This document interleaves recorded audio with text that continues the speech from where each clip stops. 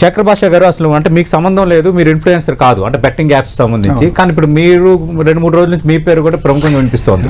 మీ వాదన ఏంటి? మీరు ఎందుకు వినిపిస్తుంది అంటే దీంట్లో నా జీవితంలో ఏ రోజు బెట్టింగ్ యాప్ జోలికి పోలేదు, ఆడలేదు, ప్రమోట్ చేయలేదు, చేయనివ్వను. బట్ సమ్ ఆఫ్ దెమ్ నా బిగ్ బాస్ బ్యాచ్మేట్స్ ఉండడంతో నేను కూడా మన వాళ్ళు ఎవరైనా ఉంటే ఇమీడియట్ గా అప్రహెన్షన్ తోటి ఫోన్ చేస్తాం కదా, నేను అలా ఫోన్ చేసి కనుక్కున్నాను. వాళ్ళకి కూడా ఎటువంటి క్లూ లేదు. సో తర్వాత నేను సరే ఎఫ్ఐఆర్ కాపీ అన్ని తెప్పించుకొని చూసి వాళ్ళకి సంబంధించిన, సో నాన్ అడ్వకేట్ కాబట్టి కొంత లీగల్ అసిస్టెన్స్ ఇవ్వడం జరిగింది. సో ఆ కోణంలోనే వాళ్ళని మీరు ఇప్పుడు ఏం చేయాలి, మేము వెళ్ళిపోయి యాంటిసిపేటరీ బిల్ తెచ్చుకోవాలా, మమ్మల్ని అరెస్ట్ చేస్తారా అంటే మీరు అంత దూరం వెళ్ళదు, జస్ట్ పోలీస్ స్టేషన్కి వెళ్ళి మీరు ఆనెస్ట్గా జరిగింది చెప్పండి. ఐ థింక్ ఇట్ 41 నోటీస్తో పోయేదానికి మీరు అంతవరకు తెచ్చుకోకండి, జస్ట్ గో అండ్ పోలీసులకు సహకరించండి అని చెప్పాను. సో కొంత భయపడ్డారు. దాంట్లో నేను కాస్త పాత్ర పోషించి వాళ్ళని అక్కడ దాకా చేర్చి ఎంక్వైరీలో చేసాం. అంటే కేవలం లీగల్ ఎయిడ్ ఇస్తున్నారు అంతే. లీగల్ ఎయిడ్ కూడా ఏం లేదు. లీగల్ ఎయిడ్ అంటే మళ్ళీ అదే మీరు వెళ్ళండి చెప్పండి అయిపోయేదానికి మీరు అంటే వాళ్ళకి ఫస్ట్ టైం కేసు అవ్వడం, వీళ్ళకి జీవితంలో ఫస్ట్ కేసు కాబట్టి కొంచెం బిగుసుకొని ఉండడం వల్ల వాళ్ళు అక్కడ ఉంటారు, ఏ రకమైన ఇన్వెస్టిగేషన్ ముందుకెళ్ళదు. వాళ్ళు అక్కడ కూర్చుంటే కాస్త ఇన్వెస్టిగేషన్ తొందరగా జరిగింది అనుకోండి, వీళ్ళు జస్ట్ ప్రమోటర్స్, అసలు తలకాయలు పెద్ద తలకాయలు పట్టుకోవాలంటే వీళ్ళు ఇచ్చే డీటెయిల్స్ బట్టే పట్టుకోవాలి. సో వీళ్ళు వెళ్ళి ఎంత తొందరగా డీటెయిల్స్ ఇస్తే అంత తొందరగా కేసు సాల్వ్ అవుతుంది. రైట్. అండ్ మీరేంటి సమర్థిస్తారా సమర్థించారు? మీరు కూడా మీడియాలో ఉన్నారు. Absolutely not. బట్ నేనేమంటానంటే ఆడే వాళ్ళని సమర్థించను, ఇట్లా ప్రమోట్ చేసే వాళ్ళని సమర్థించను, అసలు పెద్దవాళ్ళని అయితే అసలు ఒప్పుకునే లేదు. చాలా మంది పెడుతుంటారు, ఫస్ట్ ఫన్ కోసం పెడతారు, తర్వాత అది అలవాటుగా మారిపోద్ది. ఫస్ట్ ఒకసారి పెట్టి తర్వాత వదిలేసాడు అనుకోండి పర్లేదు, వాడు బతికి పట్టగడతాడు. కానీ ఇది అలవాటుగా మారిపోయి అంటే ఇది చేస్తారు. అట్లాగే ప్రమోట్ చేసేవాళ్ళు కూడా తెలుసో తెలియక ఒకసారి ప్రమోట్ చేసేసారు, బట్ తర్వాత తప్పని తెలుసుకుని కామ్గా ఉన్నారు అనుకోండి, they will be happy. Otherwise అంటే ఒక వార్నింగ్ తోనో ఒక ఫైన్ తోనో పోయేదాన్ని వాళ్ళు లైఫ్ జైలు దాకా తెచ్చుకుంటారు. ఓకే. శేఖర్ భాష గారు ఏమంటారు? మీరేమో తెలిసి తెలియక అంటున్నారు, అసలు దాన్ని ఏమో సుబ్బు గారు ఒప్పుకోవట్లేదు. అట్ ద సేమ్ టైం తెలిసే అంటే మనకి కాన్షియస్ గా ఉండే తెలిసే ఇది చేస్తే మనకు డబ్బులు వస్తాయి, ఎందుకంటే మనం మీడియా ఫీల్డ్ లో ఉన్నప్పుడు ఆటోమేటిక్ ఆటోమేటిక్ డబ్బులు సంపాదించడానికి షోలు చేయటమో లేదంటే ఇలాంటి చేయటం చేస్తుంటాం, అది దాన్ని తప్పట్లేదు. కానీ ఇది మాత్రం తెలిసి చేయటం కిందగా వస్తుంది కదా. ఖచ్చితంగా వీళ్ళైనా లేకపోతే ఆడేవాళ్ళైనా సరే ఇది ఈజీ మనీ అని వాళ్ళకి కూడా తెలుసు కదా. అవును, ఆడేవాళ్ళు కూడా వాళ్ళు ఏమి దేశ సేవ చేస్తున్నారు లేకపోతే నేనేదో కష్టపడి సంపాదిస్తున్నా ఈజీగా వస్తుంది మనీ అని వీళ్ళు ఎట్లా అనుకుంటున్నారు, వీళ్ళు కూడా మనకి ఈజీగా మనీ వస్తుందని వీళ్ళు కూడా అదే దురాశతోటి చేస్తున్నారు. సో తర్వాత అయిపోయిన తర్వాత ఇప్పుడు ఒకటి గెలవాలంటే ఒక 10 మంది ఓడాలి. ఒకటి చావు మీద మన సమాధి దాని మీద సమాధి మీద ఇల్లు కట్టుకున్నట్టుగా మనం చూడొచ్చు దీన్ని.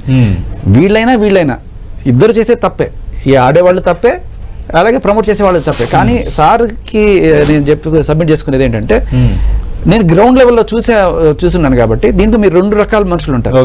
ఒకళ్ళు ఏంటంటే డైరెక్ట్ గా ఎప్పుడు ఇవే చేసుకుని బతికేవాళ్ళు, ఏది వాళ్ళ వృత్తే బెట్టింగ్ యాప్స్ ప్రమోట్ చేయడం. రైట్, అదొక్కటే. వాళ్ళు అదే చేసుకుని డబ్బులు సంపాదించుకుంటుంటారు. బట్ నాకు తెలిసిన కొంతమంది బిగ్ బాస్ సెలబ్రిటీస్ ఎవరైతే ఉన్నారో వాళ్ళు ఏంటంటే they promote lot of brands. వాళ్ళకు ఒక కోఆర్డినేటర్ ఉంటాడు, ఆయన ఏం చేస్తాడు, సార్ ఇగో మిక్సీ వచ్చింది, కుక్కర్ వచ్చింది, ఇది ప్రమోట్ చేయండి, ఇది చేసుకుంటూ వస్తున్న క్రమంలో 1, 2 ఇలాంటివి వచ్చినప్పుడు సో వాళ్ళు ప్రమోట్ చేస్తుంటారు. అప్పుడు వాళ్ళు అడిగినా కూడా సార్ ధోని చేస్తున్నాడు సార్, అమితాబ్ బచ్చన్ చేస్తున్నాడు సార్, వీళ్ళు చేస్తున్నారు సార్, ఇది లీగలే సార్, మనం చేయొచ్చు సార్ అన్నట్టుగా వాళ్ళు ఇది చేస్తారు. వీళ్ళకి ఏంటంటే లాయర్ గారు లాగా అన్ని లీగల్ పాయింట్స్ అన్ని చదువుకునే అంత ఇవి ఉండవు, వాళ్ళకి అంత నాలెడ్జ్ కూడా ఉండదు కాబట్టి సర్లే చెప్పారు కదా అని ఒక నమ్మకంతో స్టార్ట్ చేసేస్తారు. బట్ ఎప్పుడైతే ఒకసారి ఇలాంటి ఎదురుదెబ్బ తగులుతుందో వెంటనే ఆపేయాలి. అప్పుడప్పుడు కొన్ని వార్నింగ్లు వచ్చినప్పుడు ఆపకుండా కొంతమంది ఉంటారు, మీరు వాళ్ళు అదే పని చేస్తుంటారు, బెయిల్స్ తెచ్చుకుంటుంటారు, మళ్ళీ స్టిల్ కంటిన్యూ అవుతుంటారు, ఇదే చేస్తుంటారు. సో అంటే ఒకసారి చెప్పినా కూడా చేశారు అంటే మనం వాళ్ళని తప్పు పట్టాలి. బట్ ఐ మేక్ ష్యూర్ ఎంతమంది ఉన్నారు అలాగే చూడాలి. అంటే ఒకటే కాకుండా రెండోది మూడోది కూడా చేసిన. ఈ సందర్భంగా ఒక చిన్న చెప్పండి వాగ్దానం అనుకోండి, లేకపోతే మా బిగ్ బాస్ గ్రూప్ ఫ్యామిలీ అంతా అంటే ఆల్ సీజన్ సంబంధించిన ఒక గ్రూప్ లో మేమందరం డిస్కస్ చేసుకుని అనానిమస్ గా ఇంకా ఇటువంటిది లీగల్ కాదు ఇల్లీగల్ కాదు ఏదైనా సరే ప్రమోట్ చేయొద్దు అని ఒక డిసిషన్ కి వచ్చారు. అందరూ కూడా మరి అంటే మీరు డిసిషన్ కి రావడం మంచిదే. అంటే ఫర్ ఎగ్జాంపుల్ మనకి ఎప్పుడైనా దేని నుంచి గుణపాఠం నేర్చుకోవడం అనేది జీవితంలో అది ఒక భాగం కావాలి. కానీ ఇప్పుడు అది కాదు కదా. ఇప్పుడు కేసు అనేది నమోదైపోయింది, మీ వల్ల కొందరు ఇన్ఫ్లుయెన్స్ అయ్యారనేది ప్రధాన అభియోగం. అలాగే కొందరు ప్రాణాలు తీసుకున్నంత వరకు వచ్చిన అంశంతో ఇది బికేమ్ ఏ బిగ్ ఇష్యూ.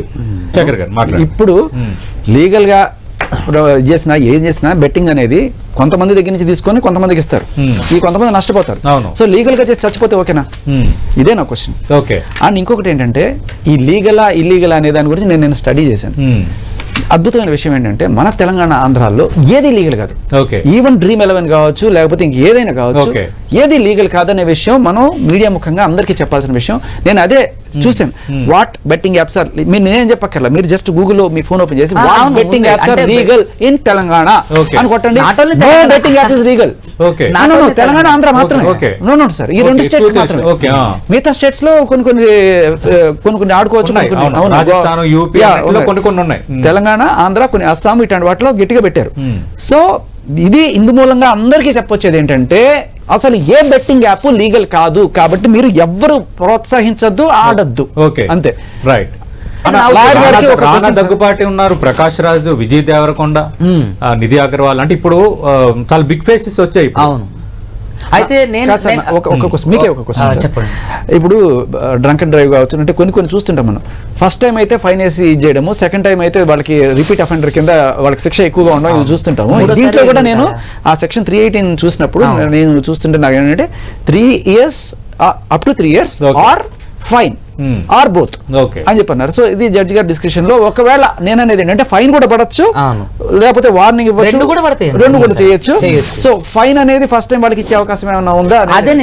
అదే నేను మా విష్ణుప్రియకి కానీ లేకపోతే మన టేస్ట్ తేజ కానీ చెప్పడం జరిగింది. ఎందుకంటే తీవ్రత పెంచుకోకండి అని చెప్పి వాళ్ళని చెప్పి తీసుకెళ్ళడం. దీనికి నాకు అంటిన రంగు ఏంటంటే వీళ్ళిద్దరిని నేను సపోర్ట్ చేసేస్తున్నాను. ఆయన ఎలా అయితే సజెషన్ ఇచ్చారు యాజ్ ఇట్ ఈస్ గా ఆయన నోటి నుంచి వచ్చిన మాట నేను వాళ్ళకి చెప్పాను. 41 తో పోయేదాన్ని మీరు పెద్ద చేసుకోకండి అని చెప్పాను. దీనికి నేనేదో వాళ్ళని సపోర్ట్ చేసేస్తున్నట్టు ఏదో చెప్తున్నారు, but that is not true.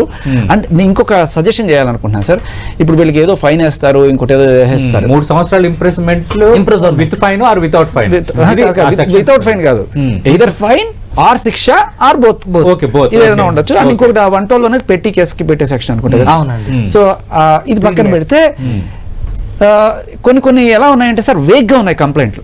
ఈ కంప్లైంట్ చూస్తే నిజంగా నేను ఆడానండి, మా వాళ్ళు ఎవరో దీని మీద ఆత్మహత్య చేసుకొని చచ్చిపోయారండి, ఇదిగోండి ఈ పలానా టికెట్, అదిగో పలానా ఆయన చెప్పిన ఈ కోడ్ని నేను వాడడం వల్ల ఇలా నా ఫ్యామిలీ చితికిపోయింది అని క్లియర్ కట్ గా డీటెయిల్స్ తోటి ఉన్నప్పుడు రైట్ ఈ నిజంగా బాధితుడు ఆయనకి జరగాల్సిన న్యాయం ఏంటి? ఆయన కోల్పోయిన డబ్బులో లేకపోతే ఎంతో కొంత నష్టపరిహారం ఆయనకి ఇవ్వగలిగితే. ఇప్పుడు కోర్టు వీళ్ళకి ఫైన్ వేయడం వల్ల వాళ్ళకి వచ్చే న్యాయం ఏంటి? నేననేది ఏంటంటే వాళ్ళకి న్యాయం చేయడానికి. సో ఇప్పుడు ఏంటంటే వీటిలో సార్ కాగ్నిజబుల్ నాన్ కాగ్నిజబుల్ లాగా కాంపౌండబుల్ నాన్ కాంపౌండబుల్ అని ఉంటాయి. ఒక కంప్లైంట్ ఇచ్చినప్పుడు అవుట్ ఆఫ్ కోర్ట్ సెటిల్మెంట్ మేము తీసేస్తాము, మాకు నష్టపరిహారం మీరు చేసేట్టు అయితే అనేది కూడా ఉంటుంది కదా సార్. చెప్తాను. సో జనరల్ గా కొంత పర్సెప్షన్ ఏమొచ్చేసిందంటే జనాల్లో వీళ్ళకి శిక్ష పడాలి, ఇది చేయాలి అనేది ఒక వర్గం కోరుకుంటున్నారు. బట్ నిజానికి ఎవరైతే నష్టపోయినారో వాళ్ళ ఫ్యామిలీస్ కి కొంత నష్టపరిహారం అందించగలదా ఈ చట్టం, ఈ న్యాయం అనేది కూడా మనం చూడాలి. అది కల్పించకపోయినా సోకాల్ సెలబ్రిటీస్ లో కొంత మంచి మనసు ఉన్నవాళ్ళు లేకపోతే మేమందరం కూడా ఒక టీమ్ గా ఏర్పడి నిన్న అనుకున్న మాట ఏంటంటే నిజంగా ఎవరైతే బాధితులు ఉన్నారో లిటరల్లీ వాళ్ళు కనుక చూపించగలిగితే ఇది దీనివల్ల నష్టపోయారు అంటే వాళ్ళ ఇళ్లకెళ్ళి నిజంగా ఎంతో కనుక్కొని అందరం తలా కొంత వేసుకుని వాళ్ళకి నష్టపోయిన దానికి సహాయం చేయాలి అనే ఒక ఉద్దేశం కూడా ఉంది. సో ఇలా మాట్లాడుతున్న దాంట్లో ఒక కాల్ తీసుకున్నాం. నేను ఆయన ఎంత నష్టపోయారండి మీరు, మా వాళ్ళు ఎవరు ఆత్మహత్య చేసుకున్నాను కూడా ఒక లైవ్ కాల్ చెప్పారు. చెప్పినప్పుడు ఎంత నష్టపోయారంటే 98 లక్షలు అని చెప్పాడు ఆయన. సార్ ఇది ఆశ దురాశ సీరియస్లీ 54 lakhs. నేను ఇందాక మీరు నాకు సమయం లేదు కాబట్టి చెప్తున్నా 54 lakhs. ఇప్పుడు ఆయన చెప్పినట్టు సన్నకారు రైతులు విద్యార్థులు అంటే 1 లక్ష 2 లక్షలు అంటే ఏదో సహాయం చేయడానికి ముందుకు వస్తారు. 98 లక్షలు అంటే సార్ వాళ్ళు ఆల్రెడీ బాగా ఉన్నవాళ్ళు, వాళ్ళు ఇంకా దురాశకి పోయి ఇంకా కోట్లు సంపాదిద్దామని చేసే ప్రయత్నాలు అలాంటి వాళ్ళు ఉంటే మేమందరం కూడా నిజంగానే ఏదైనా ఒక చారిటీ లాగా చేసి వీళ్ళకి సహాయం చేయడానికి అందరం కూడా మేము ఆల్రెడీ డిస్కషన్ జరుగుతుంది. మేమే కాదు ఇంకా సెలబ్రిటీస్ తో కూడా మాట్లాడి ఇది చేయడానికి మేమందరం కూడా సిద్ధంగా ఉన్నాము. నిజంగా తెలుసో తెలియకో మా వాళ్ళ కాకపోయినా వేరే వాళ్ళు ఎవరైనా సరే బాధపడుతుంటే ఏదో రకంగా వేసుకొని ముందుకెళ్ళి. బట్ 98 లక్షలు ఇవన్నీ కూడా ఇట్స్ అవుట్ ఆఫ్ రీచ్. ఇప్పుడు జనాలు ఎలా ఉంటారంటే ఒక యాక్సిడెంట్ జరిగింది సార్ మన పందిగుట్ట సెంటర్లో. కారు గుద్దేసి వెళ్ళిపోయి తాగేసి ఒక 3 అమ్మాయిలకి చాలా ఇదైపోయారు. వాళ్ళని తీసుకెళ్లి హాస్పిటల్ పెట్టారు. ఒక్కొక్కరికి 2 లక్షల దాకా ఖర్చు అయింది. ఈయన మీద కేసు పెట్టారు. నడిచింది 2 ఏళ్ళు. అప్పుడప్పుడు పాపం వీళ్ళని కూడా పిలిచారు. అంతా అయిన తర్వాత ఆయనకి 2,000 జరిమానా వేసి పంపించారు సార్. వీళ్ళకి ఏం న్యాయం జరిగింది సార్? వాడికి ఏదో 2,000 జరిమానా వేసి చాకలు కొట్టుకుంటే వీళ్ళకి జరిగే న్యాయం ఏమైనా ఉందా? అలాగే రేపు వీళ్ళ కేసులో ఒక 5,000 25,000 జరిమానాలు వేసేస్తే వాళ్ళకి వచ్చేది ఏంటి? నేను చెప్తున్నా లాపరంగా అదే పాసిబిలిటీ ఏంటంటే లాపరంగా ఇప్పుడు లాయర్లకి యాంటిసిపేటరీ బెయిల్స్ కావాలో అని చెప్పి క్యూలు మొదలవుతాయి. చూడండి సో ఇంకొక విషయం, మనం ఈ ఫ్లో లో ఇది వెళ్ళిపోతున్నాం కానీ జస్ట్ ప్రమోటర్స్ దగ్గర నుంచి కాదు సార్ వసూలు చేయాల్సింది, వీళ్ళ దగ్గర నుంచి వసూలు చేయడం కన్నా ఆ పెద్ద తలకాయలు ఎవరైతే ఉన్నారో వాళ్ళని పట్టుకొని వాళ్ళ దగ్గర నుంచి భారీ మొత్తంలో అది తెలుసుకోవడం కోసం ఇది ఒకటే కాదు, ఈ మధ్యకాలంలో మనం సుప్రీంకోర్టు వెడ్డిట్స్ కూడా చూస్తున్నాం.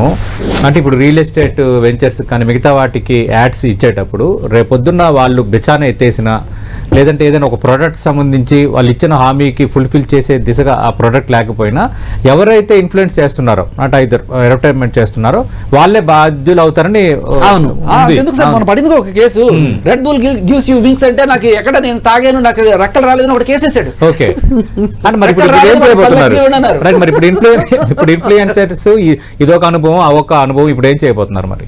లేదు సార్, చట్టం పరిధి అది ఇన్వెస్టిగేషన్ కి అందరూ సహకరించాలి, సహకరించకపోతే నా వంతు వాళ్ళు అక్కడికి వచ్చి సహకరించేట్టు నేను చేస్తున్నాను. టేస్టీ తేజన్ కావచ్చు, విష్ణుప్రియన్ కావచ్చు, వాళ్ళని అక్కడ తీసుకెళ్లి కూర్చోబెట్టడం నా వంతు నా సహకారం నేను అందించాను చట్టానికి. అంతకతో కాకుండా జస్ట్ వీళ్ళకి బాధితులకి న్యాయం జరగడం కోసం ఇంటర్నల్ గా మేమందరం ఆలోచించుకొని ఎవరైతే నిజమైన నష్టపోయిన వాళ్ళు ఉన్నారో వాళ్ళని ఐడెంటిఫై చేసి కనుక మనకి ఇస్తే వాళ్ళకి మనం ఏదైనా సపోర్ట్ చేద్దాం.